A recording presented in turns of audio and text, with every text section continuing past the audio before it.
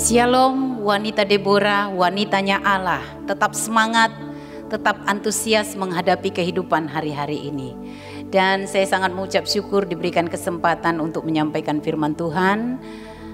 Sebelumnya kita akan berdoa terlebih dahulu. Mari kita berdoa. Tuhan, terima kasih buat waktu yang Tuhan berikan kepada kami. Kami akan mendengarkan firman Tuhan. Biarlah firman ini menjadi kekuatan bagi kami Tuhan menghadapi situasi yang semakin sulit hari-hari ini. Karena kami percaya firman-Mu adalah kekuatan dalam kehidupan kami. Di dalam nama Yesus kami siap mendengarkan firman-Mu. Haleluya. Amin. Terima kasih buat waktu ini. Langsung saja kita baca di dalam 1 Timotius pasal yang ke-6 ayat yang ke-6 sampai ayat yang ke-10. Demikian firman Tuhan. Memang ibadah itu kalau disertai dengan rasa cukup itu memberi keuntungan besar. Sebab kita tidak membawa apa ke dalam dunia dan kita pun tidak dapat membawa apa-apa keluar. Asal ada makanan dan pakaian cukuplah.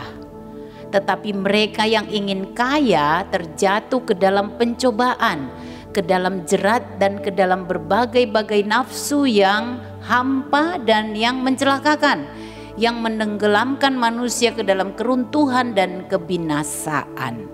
Karena akar segala kejahatan ialah cinta uang. Sebab oleh memburu uanglah beberapa orang telah menyimpang dari iman dan menyiksa dirinya dengan berbagai-bagai duka. Amin. Tema yang akan saya berikan pada saat ini adalah menyikapi hidup di masa sulit.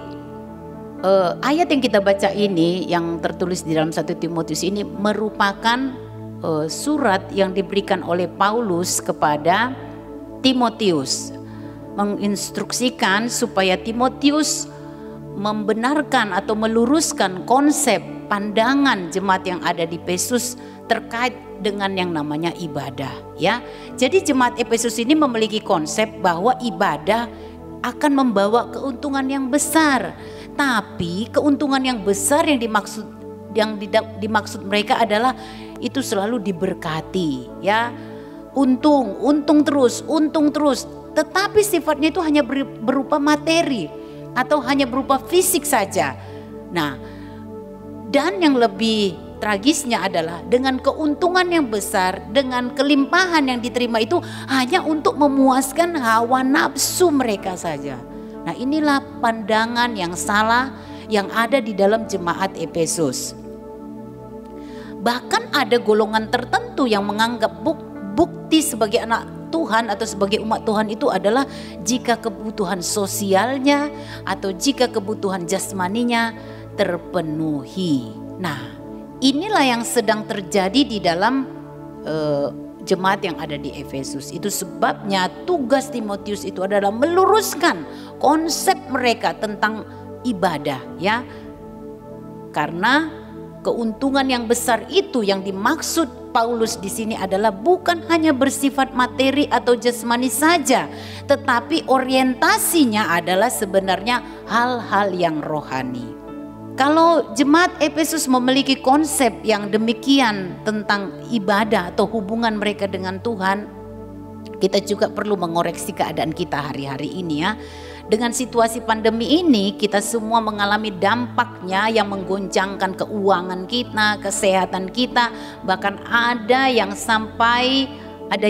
depresi dalam menyikapi situasi hari-hari ini. Nah, bagaimana kita menyikapi masa pandemi ini dengan konsep atau dengan pemahaman yang benar menurut 1 Timotius pasal 6 ayat 6 sampai 10, ya. Yang pertama sekali harus kita sadari adalah kita harus memiliki sikap rasa cukup. Istilah ibadah dalam bahasa Yunani disebut eusebeia, itu atau kesalehan. Nah, orang-orang yang beribadah itu dianggap adalah orang-orang yang memiliki kesalehan. Dan salah satu sikap dari kesalehan ini adalah sikap rasa cukup, ya. Dan ibadah itu adalah hubungan relasi kita dengan Tuhan sehingga kita tadi menjadi orang-orang yang saleh. Dibuktikan dengan apa? ketika menghadapi masa yang sulit, maka rasa cukup itu akan kita miliki ya. Karena apa? Rasa cukup itu menjadi bukti bahwa kita adalah orang-orang yang beribadah.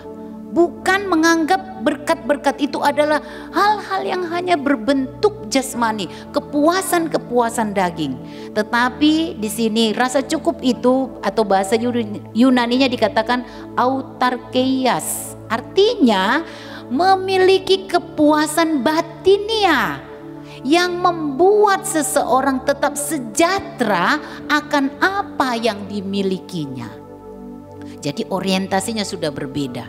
Ibadah yang dimaksud di dalam 1 Timotius ini adalah kepuasan batiniah, ya, bukan kepuasan daging. Nah, ini kita menghadapi masa yang seperti sekarang ini ya. Kita harus menyikapinya dengan sikap rasa cukup. Dan kita akan lihat di dalam Filipi pasal 4 ayat yang ke-11. Kukatakan ini bukanlah karena kekurangan, sebab aku telah belajar mencukupkan diri dalam segala keadaan. Amin. Konsep Paulus dalam menghadapi kesulitannya, Paulus itu sangat terkenal sebagai seorang rasul yang berdamai dengan kesulitan, ya, yang menghadapi kesakitan, yang menghadapi penderitaan. Nah, Paulus ingin mengubah konsep jemaat yang ada di Filipi ya. Kalau ini di Filipi ya, dia mengatakan dia mencukupkan dirinya dalam segala hal. Konsep Paulus sendiri adalah rasa cukup. Kemudian kalau kita lihat di dalam Matius 6 ayat 11, konsep rasa cukup juga kita dapat lihat dalam doa Bapa kami. Dikatakan seperti ini, berikanlah kami pada hari ini makanan kami yang secukupnya. Jadi kita bisa melihat dari kedua tokoh ini, baik dari Paulus maupun dari Yesus sendiri, konsep ibadah, konsep relasi dengan Tuhan, konsep pemahaman mereka tentang relasi dengan Tuhan adalah rasa cukup. Sedangkan di jemaat Efesus tadi kita melihat bagaimana keuntungan yang besar itu dia anggap hanya hal-hal yang bersifat jasmani, ya, hal-hal yang bersifat materi saja. Dan ini kita perlu juga sebagai orang-orang yang hidup di masa saat ini atau di masa pandemi ini. Kalau kita tidak memiliki konsep yang benar, maka menghadapi masa yang sulit hari-hari ini pun kita akan menyalahkan Tuhan. Kita tidak merasa cukup dengan apa yang sudah kita miliki.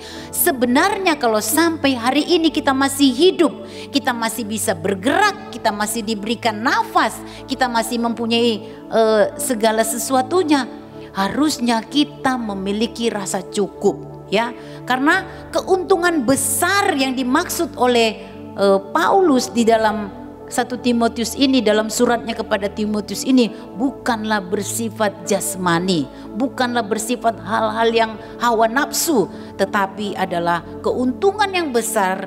Dimaksud di sini adalah menikmati kedamaian, menikmati sukacita, menikmati berkat-berkat rohani. Makanya tadi rasa cukup itu artinya adalah kepuasan batiniah yang membuat seseorang tetap sejahtera akan apa yang dia miliki, ya.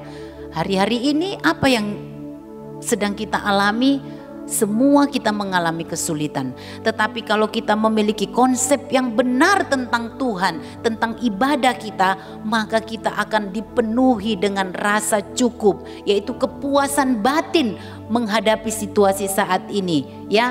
Kepuasan rohani kita, dan kita mengalami sejahtera menghadapi hari-hari yang sulit ini. Sebab itu mari kita harus selalu memiliki rasa cukup. Itu yang pertama. Dan yang kedua adalah perhatikan, amati hidup orang yang selalu memiliki rasa cukup itu pasti bahagia dan sukacita.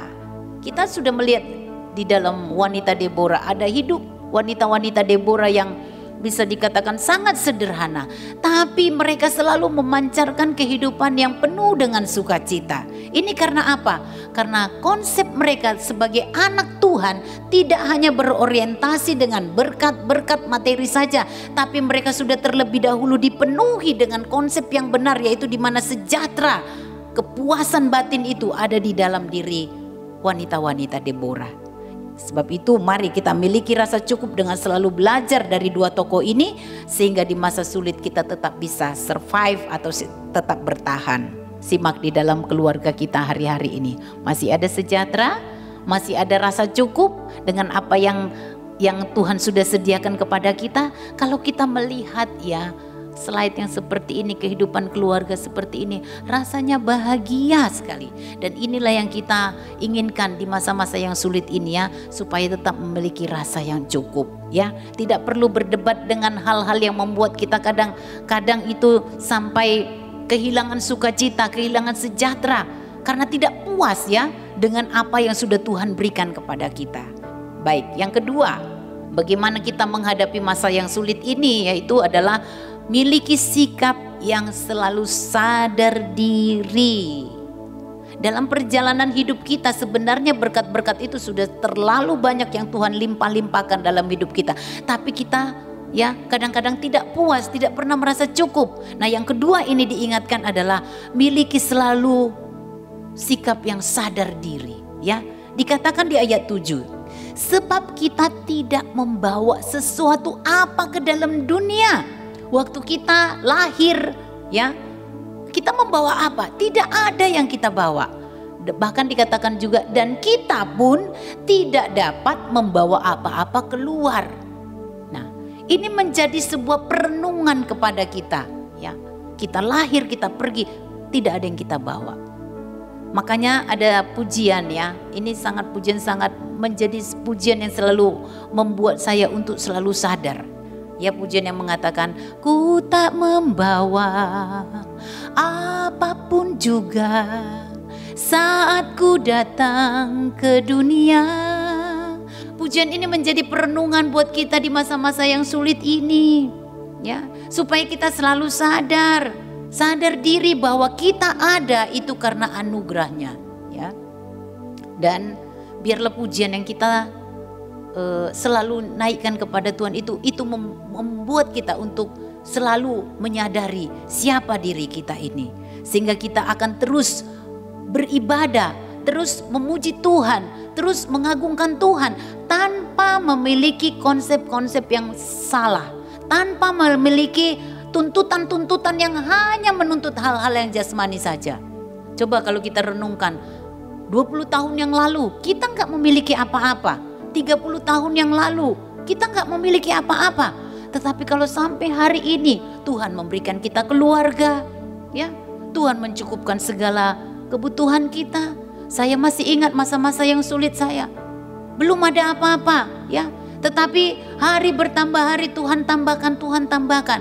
Dan ketika masa yang sulit ini pun kita hadapi, seharusnya kita harus sadar bahwa kita menerima segala sesuatu dan dari Tuhan. Sehingga kita dengan memiliki kesadaran ini kita akan tetap memuji dan menyembah Tuhan. Dan yang ketiga adalah ini yang harus terus kita bangun di hari-hari ini, di masa-masa yang sulit ini, yaitu memiliki rasa terima kasih atau rasa syukur ya.